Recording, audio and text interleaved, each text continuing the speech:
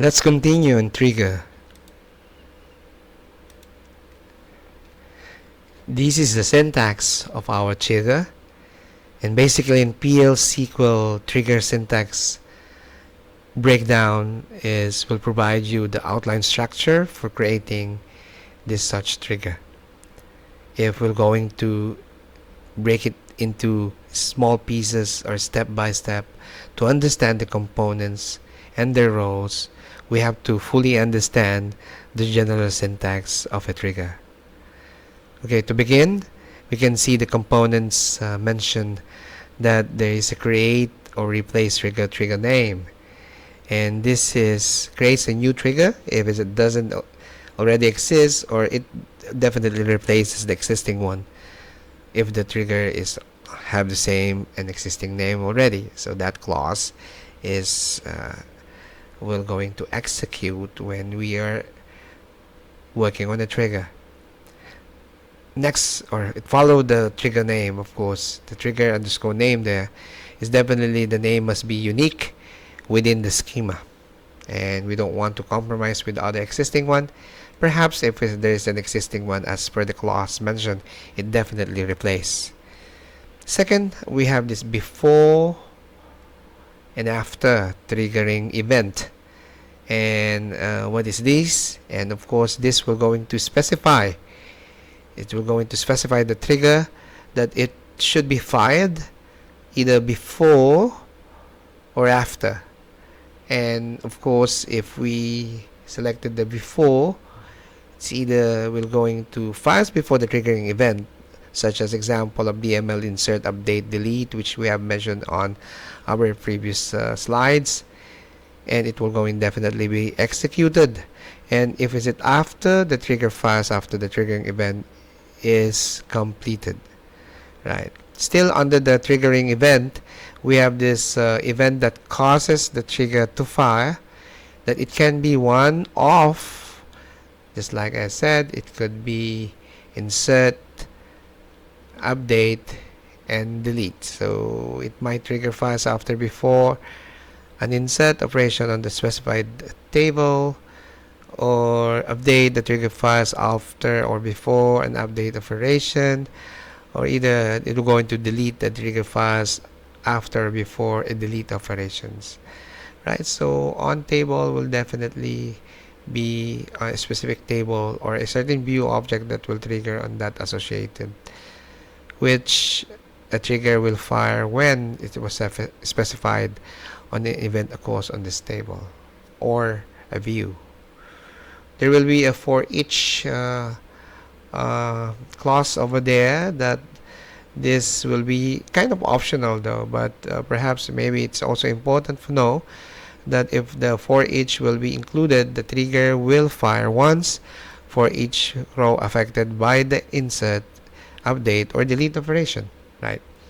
So if we don't have this for each row, of course the trigger will fire only once for the entire operation, regardless of how many rows are affected, right? So of course we will have an example later on. We'll insert 5 rows example probably, and the trigger will fire 5 times if for each row will going to be specified, right?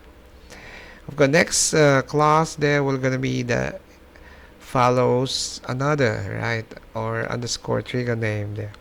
So basically this is also an optional clause, but typically if we use it in Oracle to specify the order in which triggers should fire when multiple triggers are set on the same event for the same table, right? Because this follows another trigger name will be going to be specified whenever the trigger will fire after the another trigger name will be going to be triggered. Yeah, that's why another trigger name is there. Okay, so probably perhaps we'll be having a good example for this, but just to complete, no, we have still the enable and disable here clause.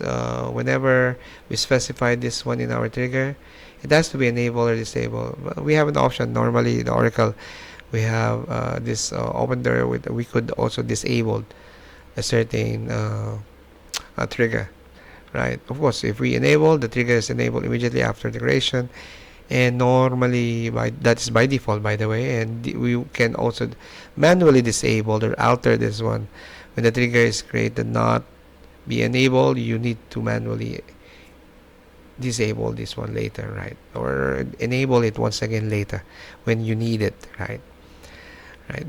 And we have here when clause, or when condition clause is conditionally optional, will be there, but this condition, once it's there in our trigger, it controls the trigger what needs to be fired, and the trigger will only be executed if the specified condition evaluates if it's true or false. So okay, it's just like logically, if it's true or false, it will go into execute. So this condition will typically a kind of a Boolean expression. Later, it is based on the value of the rows being modified. Maybe example, salary, table that salary, or employee that salary, is it greater than 5,000, right? So it will going to have that particular condition.